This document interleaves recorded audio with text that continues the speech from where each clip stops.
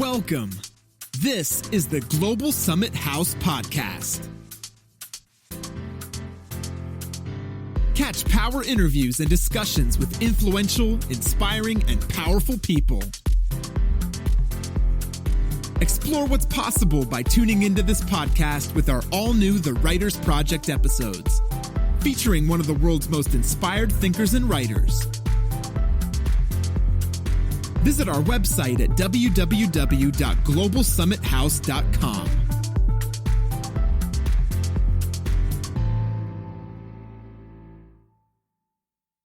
Thank you for coming on the show. Once again, we have Dr. Nguyen Tran.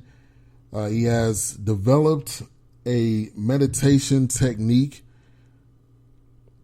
So I got to ask you the first question. How did you develop the yoga meditation technique?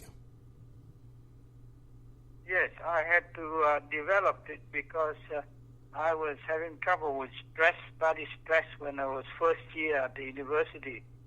And they sent me to learn meditation. In the technique, I would sit up in a lotus position for hours and trying to empty my mind. But my mind was active. It doesn't want to empty. So it didn't work. It didn't reduce my stress. So then I went and studied all the yoga books that I found in the library and the shops and so on. And I found a book by Theos Bernard. He's an American. He went to India to study yoga for his PhD thesis. And I bought the book for $1.50. And the shop owner said that I get all the good information out of every page of the book. And I told her that I want to do to learn this yoga to develop meditation technique to help me get over the study stress in my mind. And they say, oh, go for it. And then at that time when I went to the book, it's called Hatha Yoga. When I read the title of the book, the voice came out in my mind and said, you have to control your mind. I said, well, how do I do that? And the voice came back again and said, by controlling your breath. So I thought, well, if this thing work, I will write a book called Mind Control Through Breath Regulation. And I went home and practiced the thing by control my breath. Awesome. So I introduced, Oh, go ahead. Yeah, I introduced 4 types of breath to control my mind, to empower my mind. Because I can't let the mind sitting doing nothing, trying to empty that. So the first breath is a modified breath. Instead of 2 seconds per breath, I do it 6 seconds. A delay, I make it longer. And that will sound good, very good. And the second breath is oxygen breath. It's 14 seconds. Third one is quantum breath, 14 seconds. And the fourth one is resonance breath, 21 seconds.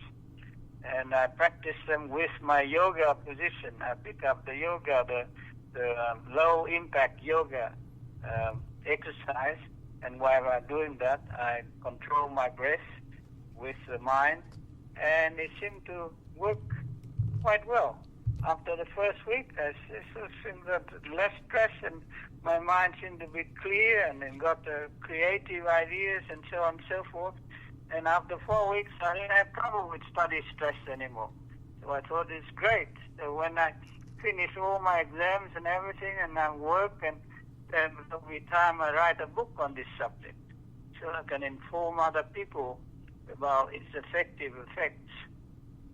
That's how the book comes about. Awesome. And we have Dr. Nguyen Tran on the line. He's author of the book, Mind Control Through Breath Regulation. And the book is out and available right now. I'll put the name of the book there in the chat room. So all you guys that are listening, you can get that book. It is on Amazon.com. So how is this technique different from traditional meditation? Yes, it's completely different. And it's only a person who don't follow the traditional meditation can only have the courage to practice it. But nowadays, in America, I find that the number of people who meditate have increased by 3 times since 2012 to 2017. The number of meditators have increased 3 times. So, because the meditation is no longer tied to religion. See, the Indian technique is tied to religion. They want to go and see the Almighty and be, get hold of this ability to contact the Almighty and be successful in that way. So they're not interested in studying or successful in studying and successful in sport and so on and so forth. But I find that the technique I introduce, I don't have to sit there for hours and to empty my mind. I have to do the yoga, the low-impact yoga exercise. I have to control my breath, and I have to use my mind to visualize the different center in my body. Supposing I want to solve a mathematical problem, I concentrate my thinking or my mind to the left-hand side of the brain. Or if I want to do music, I concentrate on the right-hand side of my brain. I want to learn to make my muscle go fast for sport. I concentrate on the first type of animal type of brain in my mind. And some people tend to fall when they're getting old. Then I concentrate on the cerebellum of the mind, the animal brain of the mind. And by doing that, I get very well in everything. Awesome. And this is a technique that I'm not aware of myself, so I'm definitely looking into it and researching it as well. So definitely nice to meet you and hear this perspective. And so what are the essential differences in talking about selection and visualization of the 7 centers in the brain and the 7 centers in the body? That's right. So the first thing is to get rid of the strain, the stress I have in my mind, so I can study.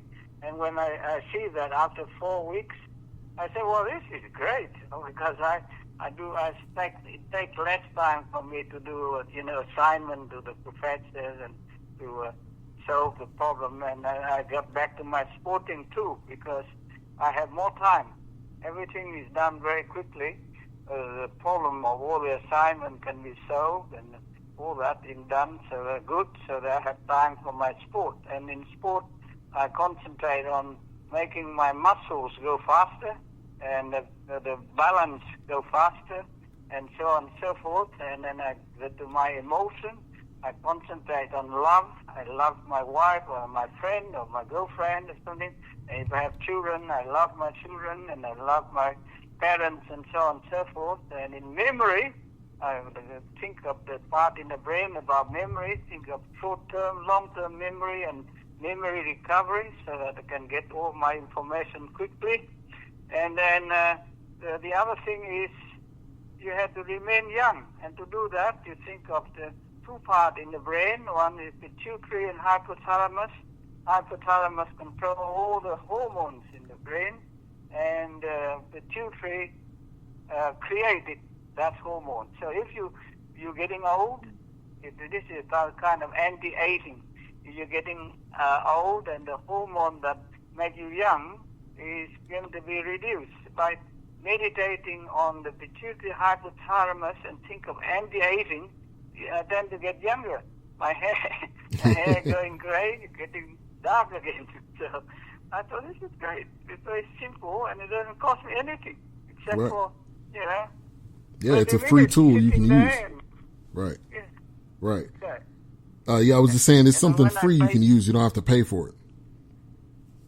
Yeah. That's right. And it's very good. And now in America and also in Australia, there are a lot more people concentrate on meditation, and the emphasis is away from religion. So it is more physical and more mind control. So I think the book will be very good for everyone, especially for younger generation. Now, if you start concentrate on empowering the mind when you're young, and then think of the 7 center in the brain and 7 center in the body to keep maintaining all these centers. There's a 10 system in the body that the brain has to look after. They're like a skin system, muscle system, bone system, nerve system. Sorry, I got wind. And the blood system, air system, and also reproduction system. The reproduction, if you get older, the hormone doesn't produce anymore, and if you concentrate on that, meditate on that, it come back, and you get young again. And also the 7th hormone system in the brain, that system, and you while you meditate, you think of these things rather than think of God or something else. They don't help you. I think your mind and your body will help you. And it will get much better. Make you get better. You got a healthy life, and you got Right. The result of my meditation is you do well in sport, you do well in study, you dare to dream and you succeed, you overcome challenges and difficulties, you tap the power of the mind, you hone the skills and talents, you banish stress, you avert osteoporosis, you reduce diabetes, and you can stay healthy and young. That's very good. Yeah, and that's awesome. That's awesome. Especially like you're saying for the younger generation, I think that is very key because a lot of kids now deal with a lot more stress, I would say, than when I was growing up. And they need this technique as well, even throughout life, throughout school, throughout any stresses that they have, any peer pressure. There's a lot of different things. Do you have any results you have for the younger generation, how impactful that this would be? Yes, I'm an academic, and I teach the younger students in electronic engineering. And those who have trouble, I say, well, no problem. You just come and practice the thing I've been practicing for, 30, 40 years now. I think I've been practicing for 56 years now. Wow. So they took it up and they got very good marks. And with good marks, they get good jobs. So quite a few of them. One guy from Singapore, he came to Australia to study, and I taught him on becoming a master degree, and he went home to Singapore, and he went into competition to get a job to manufacture memory devices. Out of 60 applicants, and he won. He got selected. So now he's become a very big man in Singapore now. And another one in Sydney, he was applying for a job with 20 people, and he got selected too. So, with this technique, you're more confident, and your mind is clear, and the mind tell you what to do, and things like that. And so it's very good. Right. Are there some specific people or a spectrum of people, any other people you can think of, or if you have a list that it could be impactful for? I know you talked about people playing sports, people in school. Is there any other areas that this would be useful for? Oh, yes, it works for everyone, I think. Whatever, but when you start young, you're good. The senior people I'm talking to at the moment, they senior Vietnamese people, they having trouble with falling. And I said, well, no problem. You practice the yoga, the meditation that I'm doing, by making your balance faster, and you overcome that. When you're about to fall, then if the people who practice this technique will say, the cerebellum had to act and keep my balance, and he get out of that problem. And they really like it because the mind is being under control again. Before that, the mind is got ignored. It's no attention paid to the mind. That's why they get into trouble. They fall very quickly and they get hurt and things like that. And the younger student or younger worker, we have,